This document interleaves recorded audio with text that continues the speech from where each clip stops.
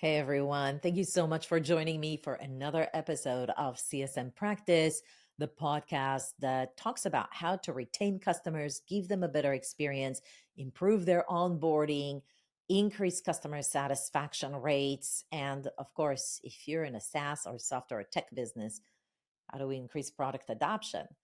Today, I have an awesome interview for you, ready to set up. We're going to show you how this company in 10 months increased product adoption by 45%, customer satisfaction of 4.8 out of 5 score, and increased retention by 30%. First of all, he comes to us from India, and every now and then I have a lot of folks coming in from the US. I had a bunch of folks coming in from Brazil and from Europe. It's such a treat to get an Indian guy from India. He's a three-time winner of the CS Creative Award, and he's a three-time nominated for the top 100 customer success influencers and strategies. And he's already been into a bunch of podcasts. His name is Raman Bindra. Raman, thank you so much for joining the show. Thank you so much, Irit, and excited to be a part of such an amazing podcast that you're conducting that is helping the entire customer success community. You're such a treat. I actually went on your LinkedIn and I looked at a couple of the recommendations that people give you. Here's one of them. I had the privilege of working closely with Ramandeep at Haptic.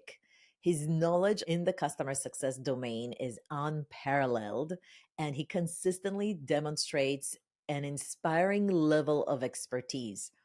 Here's what another person writes about you. Roman is perfect example of customer-centric person who deeply involved in understanding the needs of customers. I think this episode will clarify why they're saying all these things. He also says you're involving yourself in product roadmap discussions and gives a lot of valuable customer feedback. Go-getter with a positive outlook towards work. I wish him luck in his endeavors. I think there was another one who said that your due diligence and exceptional motivational skills empower any team to deliver outstanding results, and you're making remarkable impact in a relatively short time. You did that at HipTac, and then you moved to your current company, Recruiter Flow. You only worked there for 10 months now, and you're already winning an award for the impact that you've made. What's your secret sauce? Do tell. The secret sauce definitely is evolving continuously. Be aware of what's going on so that you can be a better person and a better person to look at the problems on a daily basis. So I guess that is there, plus coupled with the passion of customer success that is doing everything that would help our customers get value. I guess that is something that helps me do things that I've been doing and people appreciating that. And also, cheers to mom and dad. What a great upbringing. You just bring your A game to everywhere, and that's how you're raised, I bet. Indeed, mom, dad, as well as my grandparents, their blessings, teachings have made me what I am today. Three times winner of the CS Creative Award. That makes you the winner of the gold badge that Ever After gives away. So, congrats on that. That's absolutely astounding. And maybe let's unfold what has happened. You joined the company 10 months ago, literally. Maybe tell us a little bit about the team that you inherited.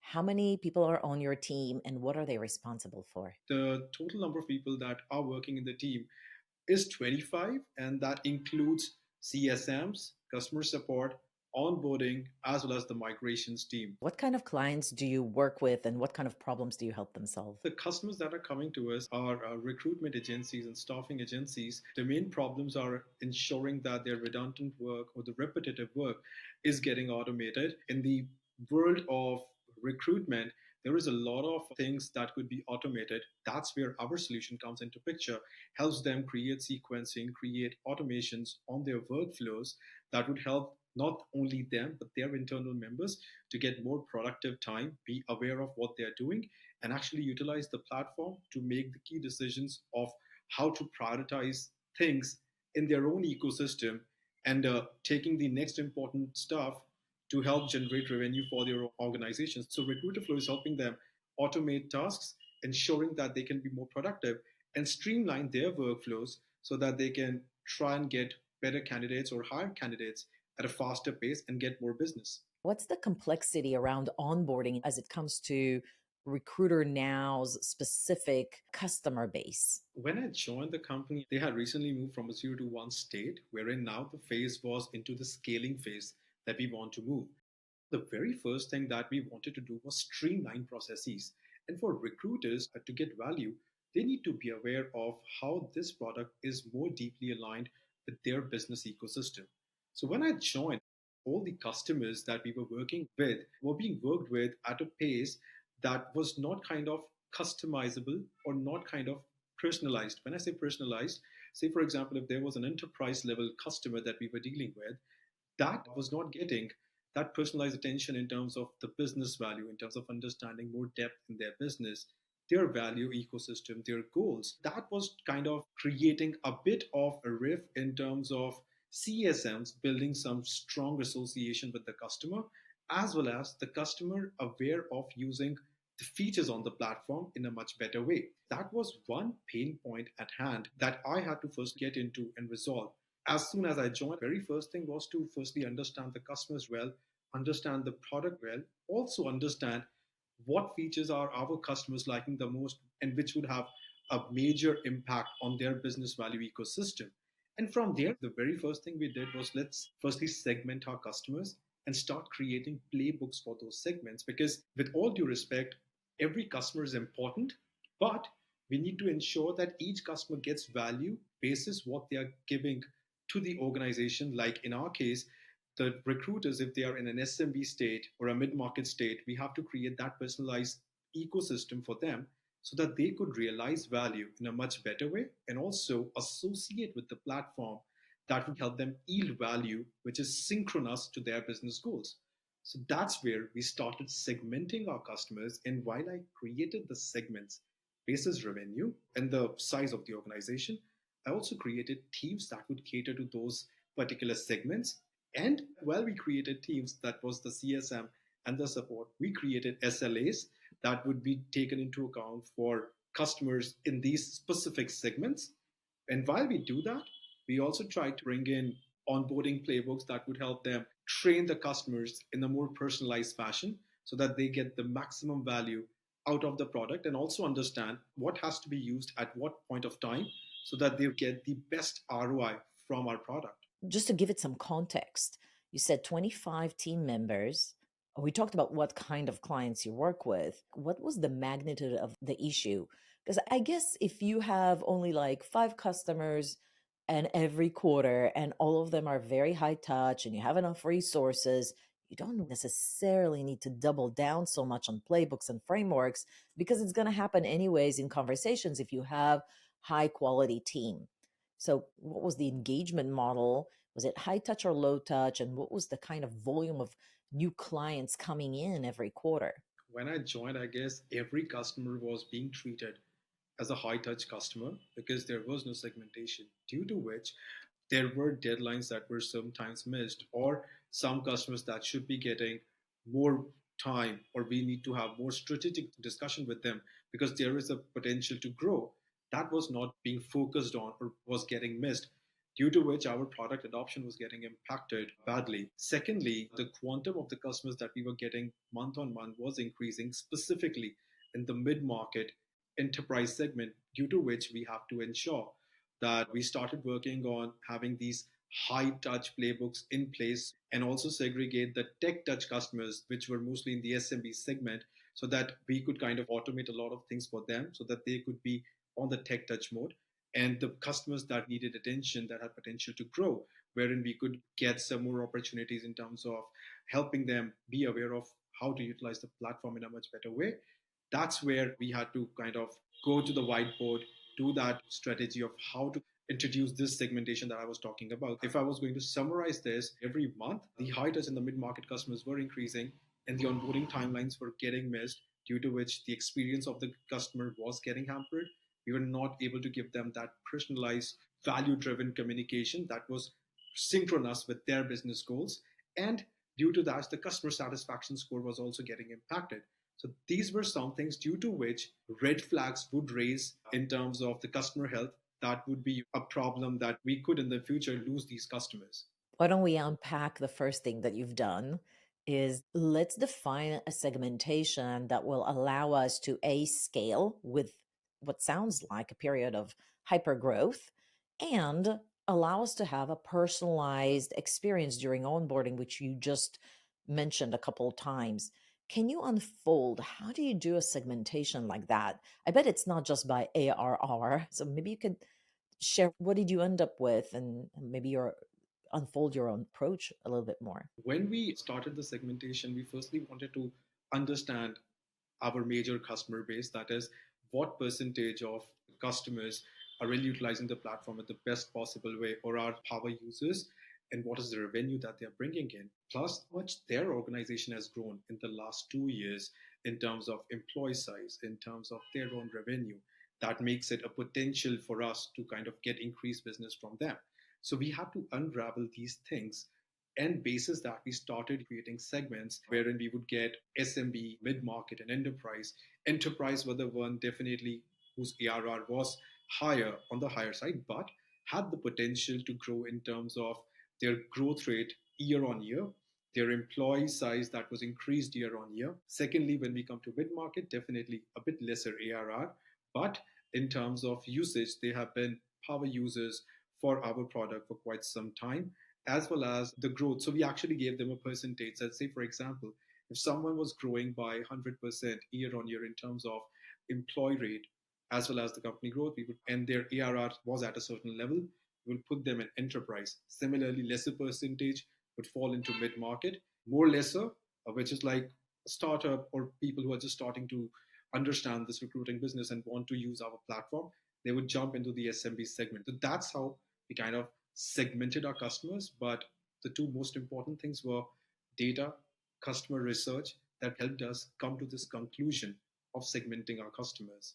Listen, in a hyper growth mode, how do you do that research consistently? Did you use an application for that that told you what was their employee growth rate? It was a combination. So, one, while we were in touch with these customers, we tried to have those conversations with them just to understand their growth plans and how they have been growing recently. Secondly, a lot of information is available on the internet as well, like LinkedIn.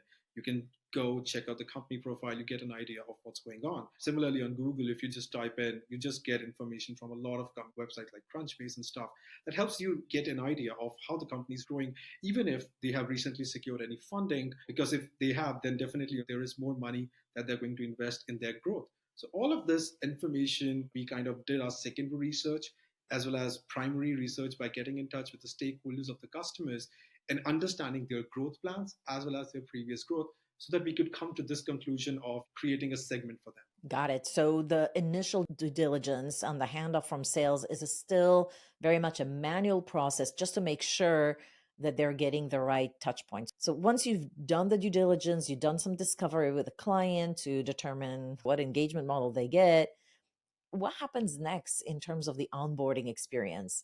You could tell us the welcome experience is the same for all customers, or depending on your segment, you get a little bit different feel and experience. And when do you capture what kind of features should you be promoting during onboarding?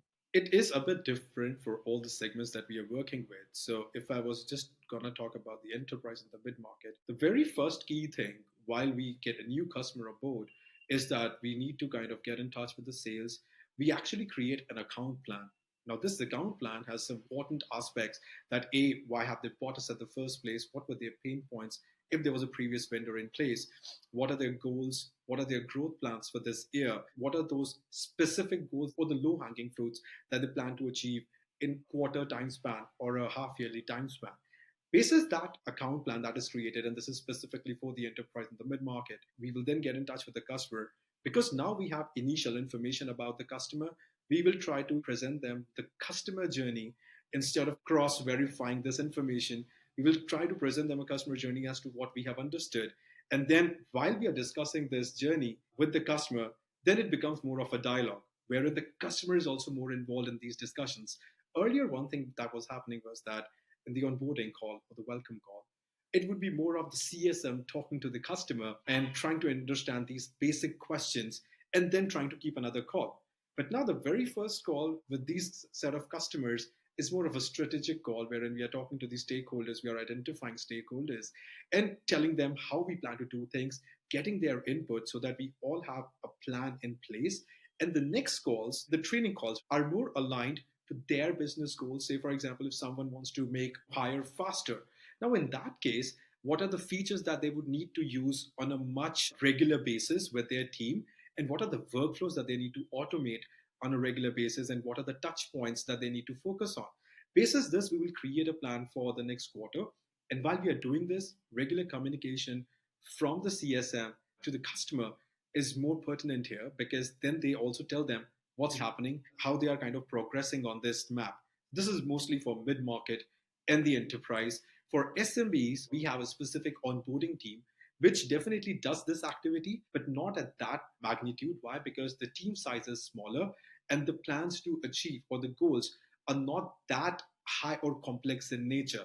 So that is taken care by a different onboarding team that I have.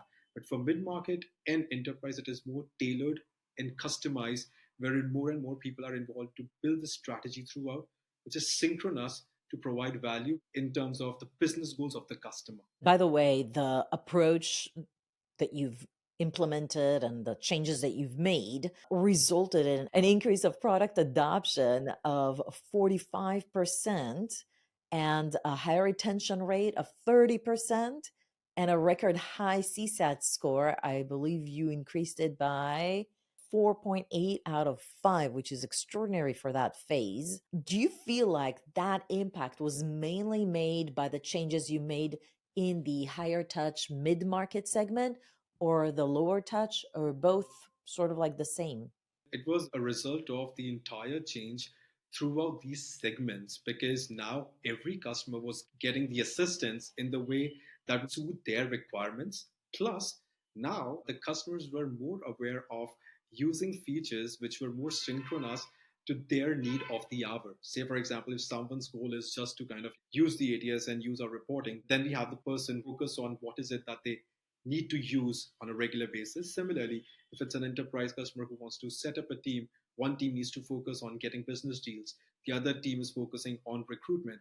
So, how we could create that workflow, automate that in a much better way, that would help them A, be more productive because they are going to save time, and B is to kind of get report that they require at that point of time. So, the end goal is, because we were able to help the customers be aware of how the product has to be utilized basis what they want to achieve with the platform, and with every communication that we were doing with the customer, helping them be more aware of their performance on the platform and how it is showing positive results. That was something that was a game changer for the entire customer base, as well as us as an organization, that helped us improve CSAT. And not only that, actually, we reduced our ghosted customers. When I say ghosted, people after two calls were not coming on calls. They would see the emails, but they would not revert. They would not keep calls regularly with us.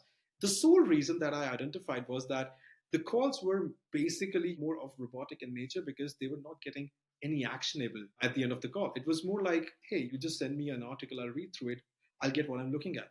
But when you are talking to the customer and presenting yourself as a consultant that is aware of what you require and how you can reach that goal, that's where you got your attention, and that's where the customer would want to talk to you regularly, because you're also talking performance in every call. That were the key things that helped us change the perception and improve CSAT and improve product adoption as well. So, what you're saying is that don't talk at people, actually care, ask questions to understand their world, and then come up with suggestions that would help them, would increase customer retention and product adoption.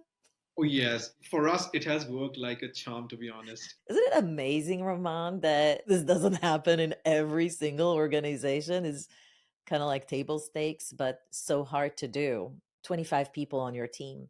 How did you get them to change their ways, to change the behavior? When you want to change the behavior of people, and sometimes you have to get your hands dirty, you have to kind of showcase how you yield results in front of the team.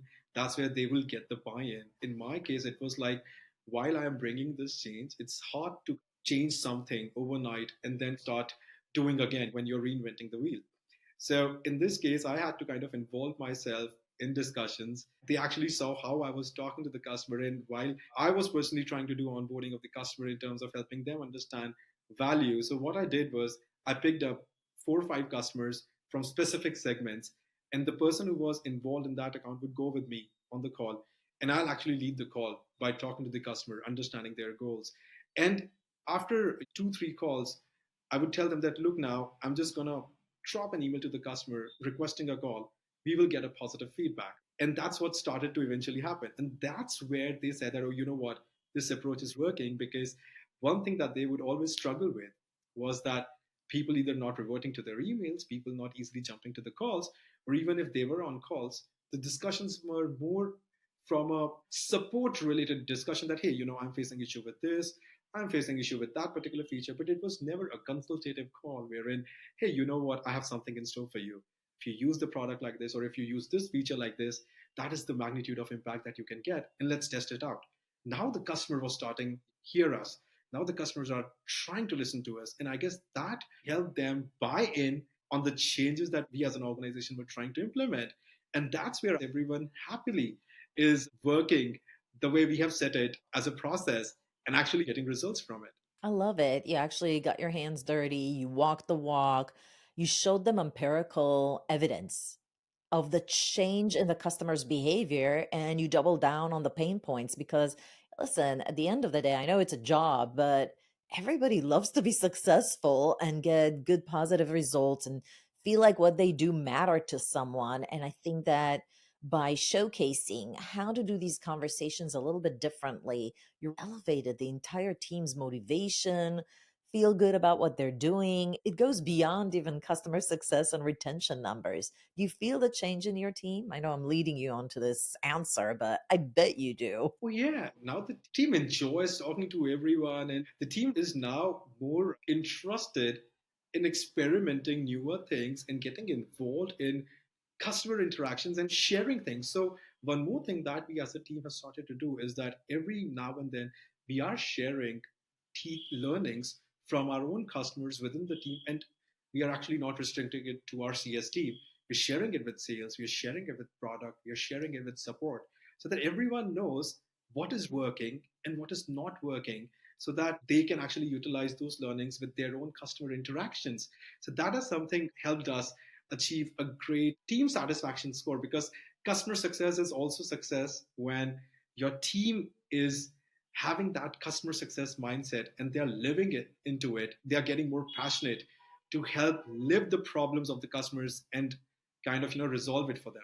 Do you see a difference in the way you now collaborate with cross functional teams? I know you mentioned in the prep you're realigning OKRs, objectives and key results with them. You're tracking and sharing customer success qualified advocates to see if we can increase case studies and G2 reviews. Maybe you could double down on that. One thing that while we are trying to share these learnings across the team, cross functional team collaboration becomes a very key element in the success of the customer success teams actually inside the organization. The reason is that the more amicably these teams are going to function, the better are the results that are going to come out. For example, while we were talking to marketing, one thing marketing said that considering you guys are having great association with the customers, why don't you help us get some customer success qualified advocacy in terms of testimonials, in terms of case studies? Earlier, this would just be a discussion and everyone would be like, let's see, let's do it. But now, considering that everyone understands the power of collaboration, we started having joint OKRs with the teams so that everyone feels equally responsible for a particular objective for the organization.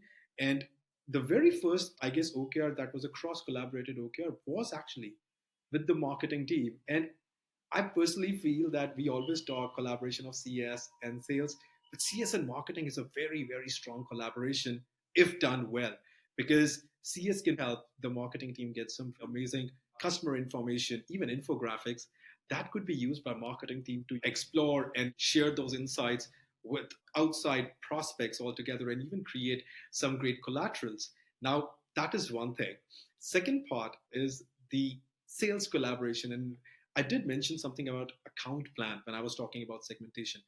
that was a result of these joint OKR, because when a sale is completed, usually we expect the sales to give us a download and then we start working on it. But what we said, or what we as an organization envisioned, that let's have this download chalked as a collaborative document in the size of an account plan, wherein we can chalk that how the customer started, that is where sales would input information, how the customer is going on, that's where CS is going to input the information, and the time of renewals and growth, both of these guys can sit together, see the journey of the customer, and accordingly tailor their information in front of the customer, making it a win-win for everyone.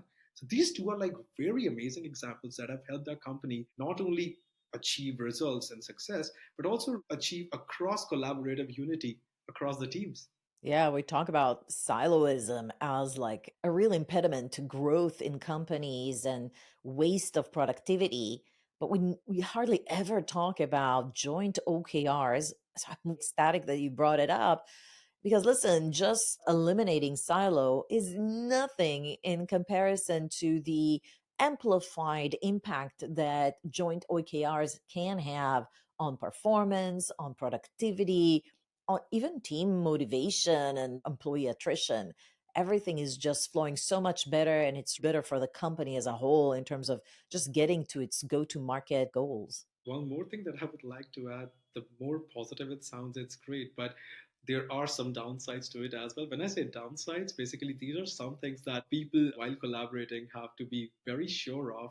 That's joint responsibility, right? And when two teams from different departments collaborate, there is always sometimes hassle of how much percentage someone is going to bring to the table that would help them achieve the OKR. That was something that we had to face and come at a consensus in a much more amicable way, that at the end of the day, who's going to benefit is the team, organization, is even as an individual, and it's going to be everyone's winning story. So that's how we need to be very much aware of everyone's work bandwidth basis, that we should be creating these joint responsibilities so that everyone does it happily and doesn't feel like, oh my god, I have to do this again and I already have 10 things on my plate. And nobody's stepping on your toes. There's clear swim lanes. There's alignment of expectations. So there's no undue pressure and let down. Yeah, I guess there's an art of doing something well. I'm happy you raised all these risks because just doing joint OKRs is great, but it's even better if you do it right. And there's definitely a right way. So I'm really happy you brought that up. So smart. Raman, you're an outstanding guy. Again, accolades to your team, your management team, to let you do whatever you feel is the right thing so that they could see these amazing results. Congratulations again on all of your accolades. It's absolutely impressive. I'm going to watch out for you in your career. I'm sure it's going to be more and more impressive as we go along. And I can't wait to connect on the next creative thing you're coming up with and learn more from you.